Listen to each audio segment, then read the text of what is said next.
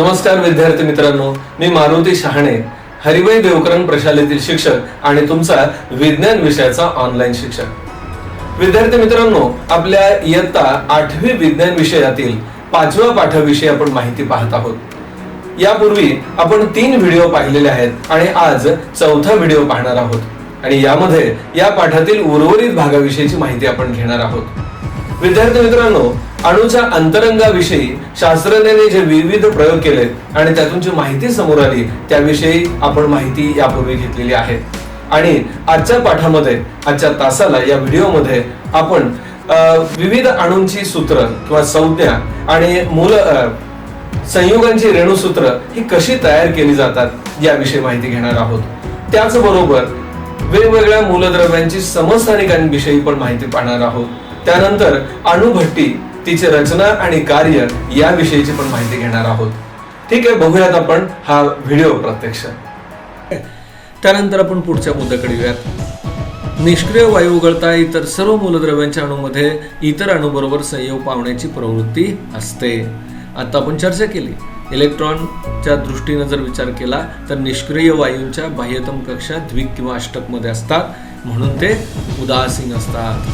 पण इतर मूलद्रव्यांचे जे अणू आहेत ते संयोग पावण्याची क्षमता ठेवतात, म्हणजे त्यांची संयोजा शून्य नसते. कोणाची? हे निष्क्रिय वायू सोडून इतरांची संयोजा. हायड्रोजनच्या संयोगाने तयार झालेल्या रेणूच्या सूत्रांवरून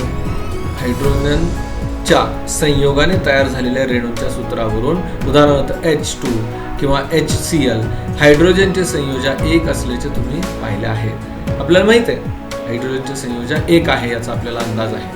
हायड्रोजनच्या इलेक्ट्रॉन स्वरूपावरून असं दिसतं की हायड्रोजनमध्ये एकच इलेक्ट्रॉन आणि तो K या कवचामध्ये आहे. म्हणजेच हायड्रोजनमध्ये पूर्ण द्विक स्थितीपेक्षा 1 इलेक्ट्रॉन कमी आहे. मला वाटतं हा मुद्दा अगदी सोपा आहे, तुमच्या लक्षात आला असेल. द्विक स्थिती म्हणजे 2 इलेक्ट्रॉन. हायड्रोजनकडे मुळातच 1 इलेक्ट्रॉन आहे, त्यामुळे द्विक पूर्ण होणार नाही. फक्त द्विक पूर्ण होण्यासाठी एका इलेक्ट्रॉनची कमतरता आहे. त्यानंतर ही एक संख्या हायड्रोजनच्या संयोजाशी जुळते. बरोबर आहे. सोडियमच्या 281 या संरूपणावरून असं समजतं की सोडियमच्या संयोजा कवचामध्ये म्हणजे बाहेरच्या कवचामध्ये 1 इलेक्ट्रॉन आहे. ठीक आहे.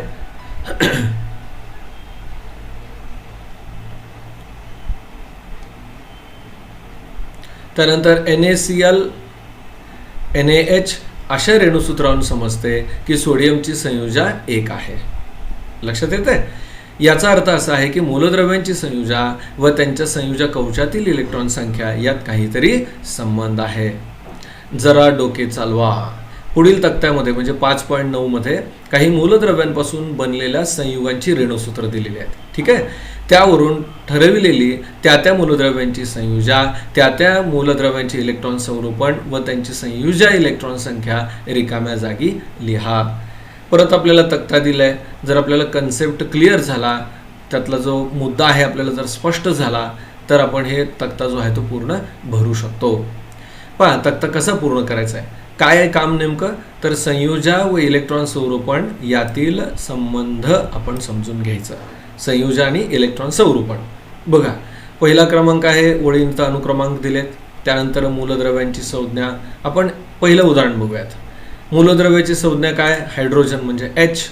त्यानंतर एक संयुग आपण विचारात घेतो, त्याचं HCl रेणुसूत्र आहे HCl. मूलद्रव्याची संयोजा 1 आहे. आपल्याला माहित आहे त्यात इलेक्ट्रॉनची संख्या 1 आहे, म्हणजे संयोजा 1 आहे. मूलद्रव्याचे इलेक्ट्रॉन संरूपण, हायड्रोजनचं संरूपण काय आहे? 1 इलेक्ट्रॉन एका कक्षेत आहे. मूलद्रव्यातील संयोजा इलेक्ट्रॉन X म्हणजे त्याची संख्या किती आहे? 1 आहे. ठीक आहे. आपल्याला एकच इलेक्ट्रॉन आहे त्यामुळे लिहायला सोपं जात आहे. त्यानंतर 8 वजा X हे 4 किंवा 4 पेक्षा लहान असतंय याकरिता. म्हणजे आता इथं बघा, ह्याची जे किंमत जर काढायची झाली आपल्याला, तर ही किंमत कशी काढता येईल की 8 वजा X म्हणजे त्यानुसार आपल्याला लिहावं लागेल इथं. म्हणजे इथं किंमत ही काय असणार आहे? आपण दुसरं उदाहरण बघू म्हणजे लक्षात येईल तुमच्या. क्लोरीनच्या बाबतीत पहा, ह्याचं संयुगाचं रेणुसूत्र आहे HCl. मूलद्रव्याची संयोजा किती आहे? 1 आहे. मूलद्रव्याचे इलेक्ट्रॉन संरूपण त्याची मांडणी कशी आहे? तर 2, 8, 7 आहे. मूलद्रव्यातील संयुजा इलेक्ट्रॉनची संख्या 7 इलेक्ट्रॉन आहेत, म्हणजे शेवटच्या कक्षेत असणारे इलेक्ट्रॉन किती आहेत? 7 आहेत. मग आता दुसऱ्या कक्षेमध्ये इलेक्ट्रॉन जे असतात ती किती असते संख्या? म्हणजे अष्टक स्थितीमध्ये 8 असतात. मग 8 मधून जर हे 7 वजा केले तर 1. थोडक्यात काय की याच्या बाबतीत अष्टक स्थिती पूर्ण होण्यासाठी किती इलेक्ट्रॉन कमी आहेत? तर 1. हे याच्यातून आपल्याला मिळेल. ठीक आहे. आता त्यानंतर निऑन हे संयुगच नाही आहे, त्यामुळं बाकीच नाही. या पद्धतीनं उर्वरित जी मूलद्रव्ये आणि संयुग दिले त्यांच्या बाबतीतली माहिती आपण पूर्ण करा. त्यानंतर जरा डोके चालवा. तक्ता 5.9 आता जो वरती पाहिला ना, याच्यावरती आधारित आपल्याला माहिती लिहायची आहे. चौथ्या स्तंभात तुम्ही संयुगाच्या रेणुसूत्रावरून शोधलेली मूलद्रव्यांची संयोजा लिहिली आहे. मला वाटतं हा कन्सेप्ट तुम्ही पूर्ण सूत्र वापरा, हा तक्ता सोडवा, म्हणजे त्याच्या आधारे आपल्याला लक्षात येईल. आता हे ज्या वेळेला पूर्ण कन्सेप्ट आपल्याला कळेल त्यावेळेला पुढची माहिती पाहता येईल. सारांशाने आपण बघूयात. जेव्हा मूलद्रव्यातील संयुजा इलेक्ट्रॉन संख्या एक्सचे मूल्य म्हणजे 4 किंवा 4 पेक्षा कमी असेल तेव्हा एक्सचे मूलद्रव्य संयुजेशी जुळते का? आपण नेमकं काय करतोय? संयुजा इलेक्ट्रॉन जे आहेत लास्ट शेवटच्या कक्षेत इलेक्ट्रॉन हे 8 मधून वजा करतो आणि त्याच्या आधारे आपण ते लिहित असतो.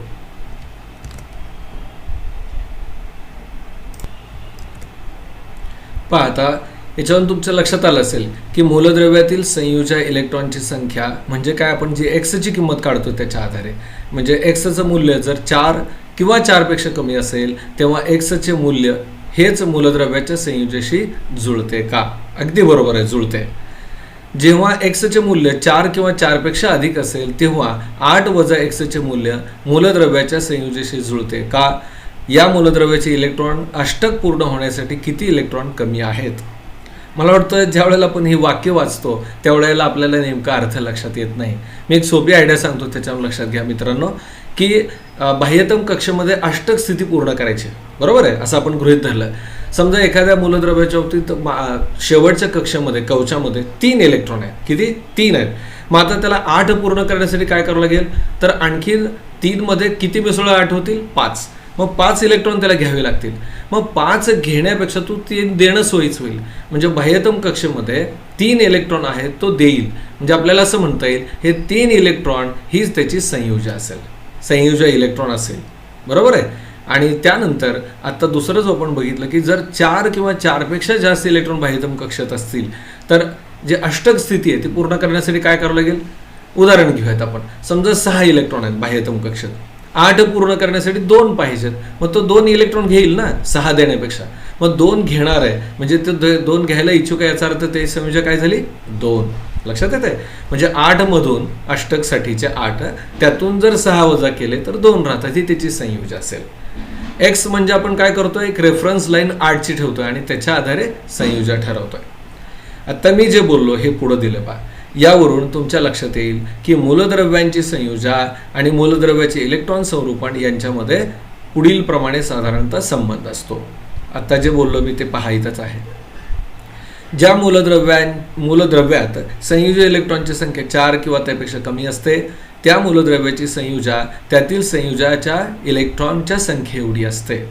4 पेक्षा जर कमी इलेक्ट्रॉन शेवटच्या कक्षेत असतील तर ते इलेक्ट्रॉनची संयुजा हीच त्याची संयुजा असते, बरोबर आहे. इलेक्ट्रॉनची संख्या हीच त्या मूलद्रव्याची संयुजा असते. याच्या उलट जर मूलद्रव्यामध्ये 4 किंवा 4 पेक्षा अधिक इलेक्ट्रॉन असतात तेव्हा अष्टक पूर्ण होण्यासाठी जितकी इलेक्ट्रॉन कमी असतात म्हणजे 8 वजा ते इलेक्ट्रॉन तर ती उणिवेची संख्या म्हणजे त्या मूलद्रव्याची संयुजा असते. मला वाटतं मी जे उदाहरण आत्ता सांगितलं होतं 6चं त्याच्या आधारे तुम्हाला हा कन्सेप्ट नक्कीच समजला असेल. ठीक आहे. त्यानंतर आपण पुढच्या पॉईंटकडे जाणार आहोत. जरा डोके चालवा. ठीक आहे. पहिला प्रश्न, मूलद्रव्याचा अणुअंक झेड म्हणजे काय? मला वाटतं ही उजळणी आहे. आपण मगाशी चर्चा केली मागच्या भागामध्ये की अणुअंक याचा अर्थ त्याच्या मूलद्रव्याच्या अणूमध्ये असणाऱ्या प्रोटॉनची संख्या, धनप्रभारित कणांची संख्या. पुढे काही मूलद्रव्यांचे अणुअंक म्हणजे झेड दिलेले आहेत. त्या मूलद्रव्याच्या बाह्यतम कक्षेत प्रत्येकी किती इलेक्ट्रॉन आहेत ते लिहा. बघा आता याच्यामध्ये आपल्याला मांडणी करण्याची क्षमता विकसित होणं अपेक्षित आहे. इथं मूलद्रव्य आहेत, त्यानंतर झेड अणुअंक आहे आणि बाह्यतील कक्षेतील इलेक्ट्रॉनची संख्या आहे. पहा आता एक एक बघूयात आपण. हायड्रोजनचा विचार करू. हायड्रोजनमध्ये इलेक्ट्रॉन संख्या अणुअंक एकच आहे. बाह्यतम कक्षेत की इलेक्ट्रॉन किती असणार? एकच.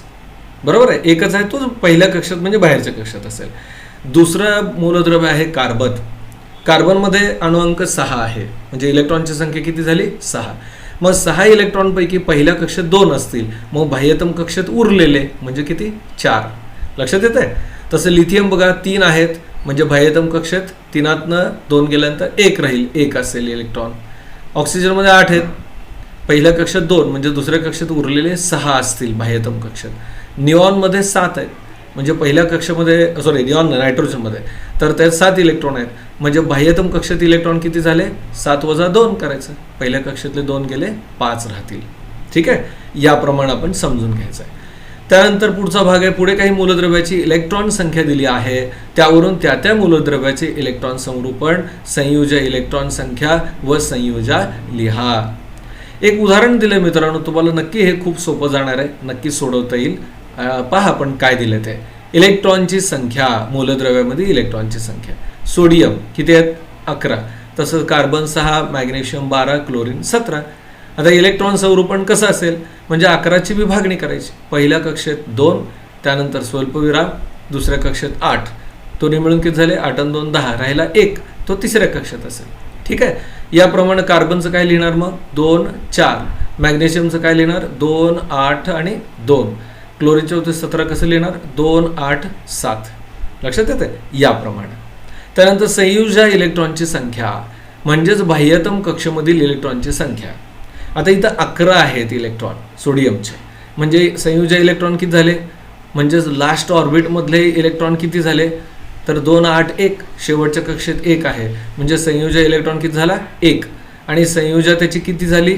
मगाशी सांगितल्याप्रमाणे तर अष्टक स्थिती किंवा द्विक स्थिती मिळवण्यासाठी तो 1 इलेक्ट्रॉन देईल, म्हणजे 1 इतकीच त्याची संयोजन झाली. संयोजन किती आहे? 1. याचप्रमाणे उरलेल्या बाबतीत सुद्धा तुम्ही विचार करा. त्यानंतर अणु क्रमांक व अणुवस्तुमानांक नेहमी पूर्णांकातच का असतात? मला वाटतं आत्तापर्यंत जी चर्चा केली त्याच्या आधारे तुम्हाला कळालं असेल. अणुअंक आणि अणुवस्तुमानांक हे एखाद्या अणूच्या मध्ये असणाऱ्या प्रोटॉन आणि न्यूट्रॉनची संख्या दाखवतात. आता प्रोटॉन आणि न्यूट्रॉन हे पूर्ण असणार आहेत, अर्धे पाव थोडंच असतील. जर अणूमधील प्रोटॉन न्यूट्रॉन पूर्ण संख्येत असतील तर ते अणुअंक आणि अणुवस्तुमानांक सुद्धा कशा असणार आहेत? पूर्णच असणार आहेत. पुढचा भाग पहा. सल्फरमध्ये 16 प्रोटॉन व 16 न्यूट्रॉन असतात, तर त्याचा अणुअंक व अणुवस्तुमानांक किती असेल? अणुअंक किती आहे? प्रोटॉन 16 आहेत, बरोबर आहे, म्हणजे अणुअंक किती झाला? 16. आता न्यूट्रॉनची पण संख्या 16 आहे. या दोघांची बेरीज प्रोटॉन आणि न्यूट्रॉनची म्हणजेच अणुवस्तुमानांक असतो. लक्षात येत आहे? ह्या दोघांची बेरीज म्हणजेच काय असतो? अणुवस्तुमानांक असतो. याचा अर्थ काय झालं की सल्फरचा अणुवस्तुमानांक हा किती झाला? 16 अधिक 16 32 असेल. ठीक आहे. त्यानंतर आणखी एक महत्त्वाचा कन्सेप्ट आपण बघतोय पुढचा, तो म्हणजे समस्थानिके, ज्याला इंग्रजीमध्ये आयसोटोप्स असं म्हणतात. म्हणजे नेमकं काय पहा. मूलद्रव्यांचा अणुअंक हा मूलद्रव्याचा मूलभूत गुणधर्म होता, ती रासायनिक ओळख आहे. मूलद्रव्याचा जो अणुअंक आहे म्हणजेच प्रोटॉनची संख्या, खरं तर प्रोटॉनची नाही, ती इलेक्ट्रॉनची संख्या त्यातली जी आहे ती खूप महत्त्वाची आहे. आणि ही इलेक्ट्रॉनची संख्या हाच त्याचा मूलभूत असा गुणधर्म आहे, त्याची रासायनिक क्षमतेची ओळख आहे. निसर्गातील काही मूलद्रव्यांमध्ये अणुअंक समान परंतु अणुवस्तुमानांक मात्र भिन्न आहेत असे आढळतात. मूलद्रव्य एकच आहे, त्याचा अणुअंक एकच आहे, परंतु अणुवस्तुमानांक मात्र भिन्न असतो. म्हणजे अणु एकाच मूलद्रव्याचा पण अणुवस्तुमानांक भिन्न आढळतो, असं काही वेळेला पाहायला मिळतं. एकाच मूलद्रव्याच्या अशा भिन्न अणुवस्तुमानांक असलेल्या अणूंना समस्थानिके म्हणतात. लक्षात येत आहे? एकाच मूलद्रव्याचे अणू परंतु त्यांचा अणुवस्तुमानांक मात्र कसा आहे? भिन्न आहे, वेगळा आहे. उदाहरण बघूयात आपण. कार्बन हे त्याचं उदाहरण आहे. कार्बनची 3 समस्थानिके आहेत. आपण तो मुद्दा पाहतो, आयसोटोप्स, समस्थानिके. कार्बनची समस्थानिके किती आहेत? 3 आहेत. का बरं 3 आहेत? कशी आहेत? तर ती उदाहरणार्थ बघा. कार्बन 12, कार्बन 13 आणि कार्बन 14 ही समस्थानिकांचा अणुवस्तुमानांक इथे दिला आहे. नीट समजून घ्या. कार्बन किती? कार्बन 12, 13 आणि 14. आता इथं पहा, पहिल्यांदा लिहिले कार्बनचा अणुवस्तुमानांक किती 12, दुसऱ्या ठिकाणी किती 13 आणि इथं किती 14. ठीक आहे. या पद्धतीनेही दर्शवतात. समस्थानांकाची प्रोटॉन संख्या सम असते परंतु न्यूट्रॉनची संख्या मात्र भिन्न असते. आता हे असं का होतंय, अणुवस्तुमानांक का बदलतोय, तर मला वाटतं आपल्याला कन्सेप्ट क्लिअर असेल. अणुअंक आणि अणुवस्तुमानांक मध्ये फरक काय, तर प्रोटॉनची फक्त संख्या सांगणं म्हणजे अणुअंक सांगतो आपण, आणि अणुवस्तुमानांक म्हणजे काय, तर प्रोटॉन आणि न्यूट्रॉनची मिळून संख्या. या अणूंच्या बाबतीत असं होतंय की न्यूट्रॉनची संख्या बदलतीये. इथं 6 प्रोटॉन 6 न्यूट्रॉन आहेत म्हणून 12 झाली अणुवस्तुमानांक.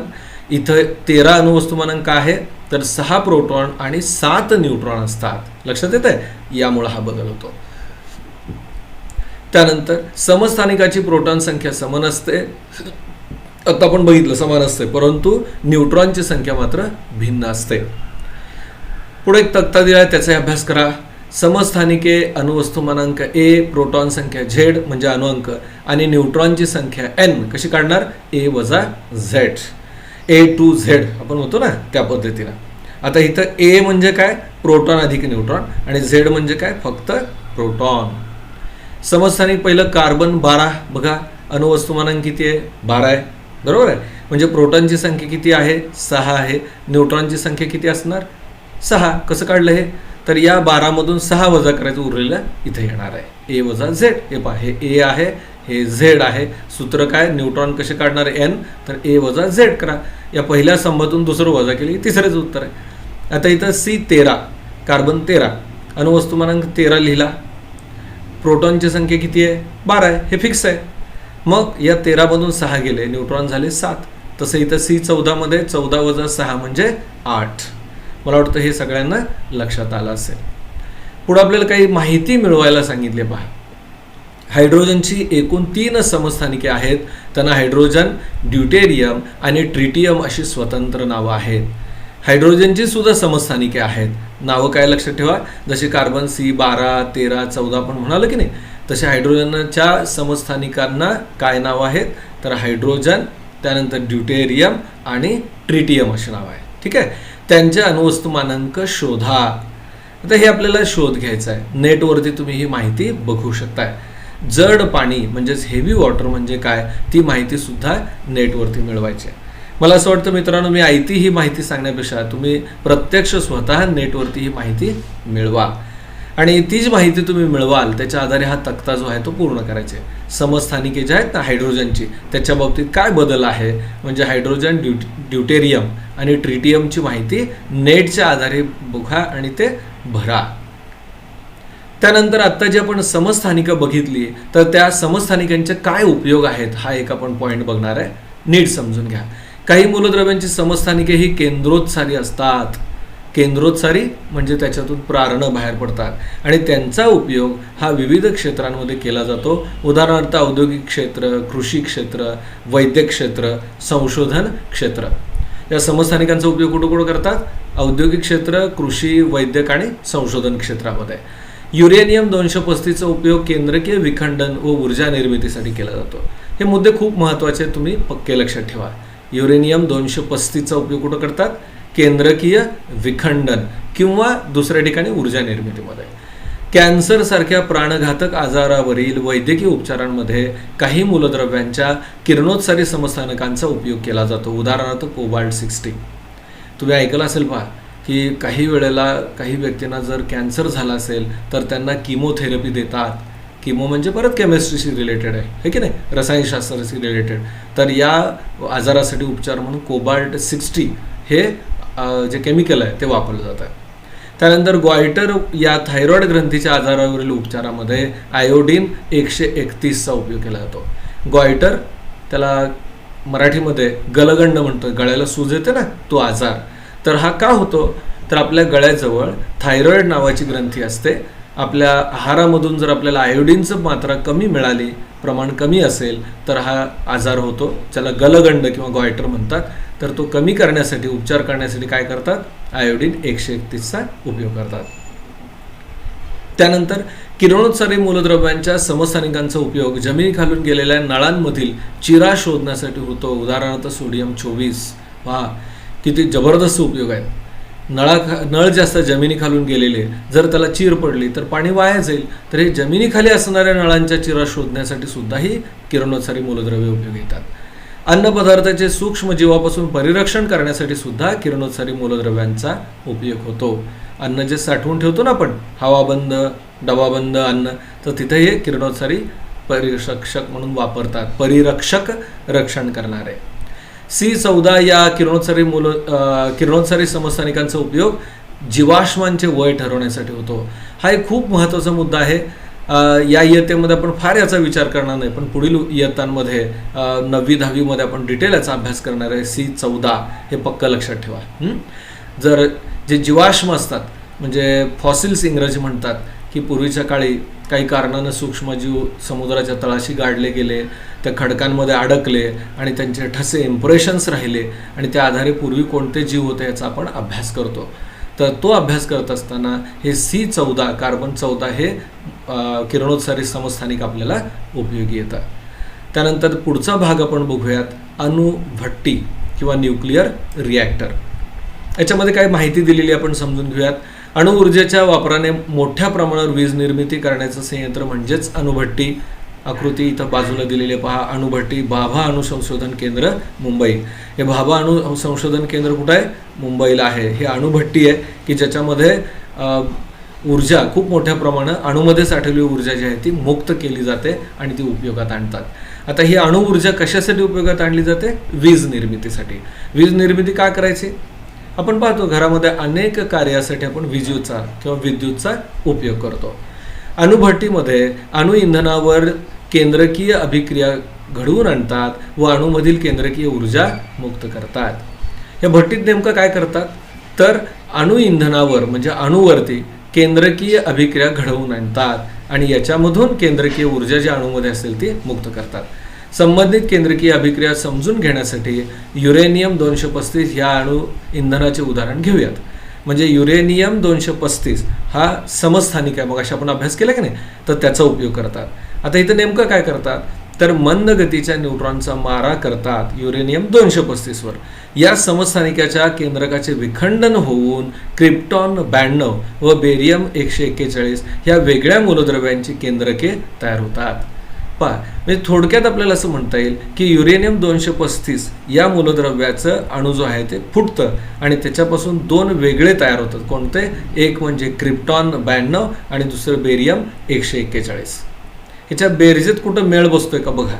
92 अधिक 141 जर केली तर ही कुठपर्यंत संख्या येते हे आपण विचार करा, म्हणजे तुम्हाला अंदाज येईल. तर ह्या वेगळ्या मूलद्रव्यांची केंद्रक तयार होतात व 2 ते 3 न्यूट्रॉन निर्माण होतात. या दोन्हीत फरक आहे या बेरजेमध्ये आणि ह्या मूळ संख्येमध्ये, म्हणून हे 2 ते न्यूट्रॉन याच्यातून बाहेर पडतात. या न्यूट्रॉनची गती कमी केल्यावर ते आणखी युरेनियम 235 केंद्रकाचे विखंडन घडवतात. आता हे जे न्यूट्रॉन आहेत बाहेर पडलेले हे काय करतात? परत त्याच मूलद्रव्यांवरती आदळतात आणि त्याचं विखंडन घडवतात. तर अशा प्रकारे केंद्रकीय विखंडनाची शृंखला अभिक्रिया होते. म्हणजे इथं आकृती दिलेली आहे, पण त्याच्यावरून तुमच्या लक्षात येईल. हे आपण आकृती समजून घेऊयात, थोडा हा भाग पूर्ण करू आणि मग हे समजून घेऊयात. अशा प्रकारे केंद्रीय विखंडनाची शृंखला अभिक्रिया होते. यामध्ये केंद्रकातून मोठ्या प्रमाणात केंद्रकीय ऊर्जा म्हणजे अणुऊर्जा मुक्त होते. संभाव्य विस्फोट टाळण्यासाठी शृंखला अभिक्रिया नियंत्रित ठेवतात. म्हणजे आता इथं पहा, युरेनियम 235 अणू आहे, त्याच्यावरती हा न्यूट्रॉनचा मारा केला. ज्यावेळेला याच्यावर मारा करू त्यावेळेला त्यातनं काय होणार? हे फुटेल आणि 2 न्यूट्रॉन बाहेर पडतील. हे पहा, हे इथं फुटलं गेलेलं दाखवलं त्याने आणि ह्याच्यातून 2 न्यूट्रॉन बाहेर पडले. हे बाहेर पडलेले जे 2 न्यूट्रॉन आहेत हे पुढच्या अणूवरती आदळतील. कशाच्या? युरेनियमच्या. मग परत ते फुटेल, त्याच्यापासून 2 न्यूट्रॉन, याप्रमाणे क्रिया चालू राहते. म्हणून याला नाव काय दिले? शृंखला अभिक्रिया. पण ही इतक्या जलद गतीने होत असते की त्याचा परिणाम म्हणून प्रचंड असा स्फोट होतो, विस्फोट होतो आणि खूप मोठी ऊर्जा बाहेर पडते. मग हे टाळण्यासाठी ही अभिक्रिया काय करतात? नियंत्रित करतात. अणुभट्ट्यांमध्ये शृंखला अभिक्रिया नियंत्रित करण्यासाठी न्यूट्रॉनचा वेग व संख्या कमी करण्याची आवश्यकता असते. त्यासाठी पुढील गोष्टींचा वापर केला जातो. मग आता हे नियंत्रण कसं मिळवतात? बघा, याच्यात काय उपयोग केला जातात? तर संचलक पहिला उपयोग किंवा मंदक मॉडरेटर. न्यूट्रॉनचे वेग कमी करण्यासाठी ग्राफाईट किंवा जड पाणी यांचा संचलक किंवा मंदक म्हणून वापर करतात। लक्षात येत आहे, ग्राफाईट किंवा जड पाणी तिथं वापरतात। त्यानंतर दुसरं आहे नियंत्रक किंवा कंट्रोलर। न्यूट्रॉन शोषून घेऊन त्यांची संख्या कमी करण्यासाठी बोरॉन, कॅडमियम, बेरिलियम इत्यादींच्या कांड्या ह्या नियंत्रक म्हणून वापरतात। विखंडन प्रक्रियेत निर्माण झालेली उष्णता पाण्याचा शीतक कुलंट म्हणून वापर करून बाजूला काढली जाते आणि त्या उष्णतेची पाण्याची वाफ करून वाफेच्या सहाय्याने टर्बाईन चालवले जातात आणि वीज निर्मिती होते। सगळ्यात महत्त्वाचं हे सगळं चाललंय, ऊर्जा कशी मिळते प्रत्यक्ष, तर या अभिक्रियेमध्ये केंद्रक फुटलं, त्यामधून जी ऊर्जा निर्माण झाली उष्णता ऊर्जा, या ऊर्जेच्या सहाय्याने काय करतात, पाणी तापवतात आणि हे तापलेल्या पाण्याची जी वाफ असेल थंड करण्यासाठी हे रिॲक्टरला पाणी वापरलं जातं आणि ही जी वाफ आहे त्या वाफेच्या सहाय्यानं टर्बाईन्स फिरवतात, जलचक्र फिरवतात की जे ट्रान्सफॉर्मरला किंवा जनरेटरला जोडलेली असतात आणि विजेची निर्मिती होते। त्यानंतर भारतामध्ये 8 ठिकाणच्या अणुवीज निर्मिती केंद्रामध्ये एकूण 22 अणुभट्ट्या कार्यान्वित आहेत। बघा, भारतामध्ये 8 ठिकाणी ही अणुवीज निर्मिती केली जाते आणि अशा किती भट्ट्या आहेत, 22 अणुभट्ट्या आहेत। अप्सरा ही मुंबईच्या भाभा अणुसंशोधन केंद्रामध्ये 4 ऑगस्ट 1956 रोजी कार्यान्वित करण्यात आलेली आहे आणि ती भारतातली पहिली अणुभट्टी आहे। त्याप्रमाणे भारतामध्ये थोरियम 232 या मूलद्रव्याचे साठे मोठ्या प्रमाणात असल्याने भारतीय वैज्ञानिकांनी पुढील काळासाठी थोरियम 232 पासून युरेनियम 233 या समस्थानिकाच्या निर्मितीवर आधारित अणुभट्ट्यांची योजना विकसित केलेली आहे। लक्षात येते, म्हणजे आजच्या ज्ञानावर आधारित आपण पुढील प्रगती करणं, जास्तीत जास्त ऊर्जा मिळवण्यासाठी हे नियोजन केलेलं आहे। त्यानंतर मित्रांनो, आपल्या पुस्तकामध्ये काही ठिकाणी नेटच्या आधारे, इंटरनेटच्या आधारे आपल्याला माहिती घ्यायला सांगितली। पहा, जोड माहिती संप्रेषण तंत्रज्ञानाची एक वेबसाईटचा ॲड्रेस दिला आहे www.youtube.com। या साईटवरून अणुभट्टीच्या कार्याची सविस्तर माहिती व्हिडिओच्या द्वारे मिळवा व ती वर्गात सर्वांना दाखवा।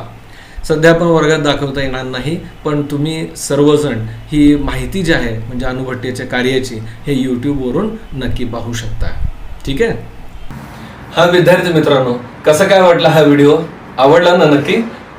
तर आजच्या या व्हिडिओमध्ये आपण इयत्ता 8वीतील विज्ञान विषयातील 5व्या पाठाविषयी माहिती पाहत होतो। आजच्या या व्हिडिओमध्ये आपण मूलद्रव्यांच्या संज्ञा, त्यानंतर संयुगांची रेणुसूत्र याविषयीची माहिती घेतली। त्याचबरोबर मूलद्रव्यांची जी समस्थानिक आहेत त्यांच्याविषयी माहिती घेतली। अणुभट्टी, तिची रचना आणि कार्य याविषयी पण माहिती घेतलेली आहे आणि हा सर्व भाग तुम्हाला नक्कीच समजला असेल। विद्यार्थी मित्रांनो, आजच्या भागावरती आधारित एक उपक्रम असा आहे की तुम्ही YouTube वरती अणुभट्टीच्या रचनेविषयी आणि कार्याविषयीची माहिती घ्यायची पाहणार ना तुम्ही? ठीक आहे। आजच्या या व्हिडिओ बरोबर आपला 5वा जो पाठ आहे त्याविषयीची माहिती पूर्ण झालेली आहे। धन्यवाद।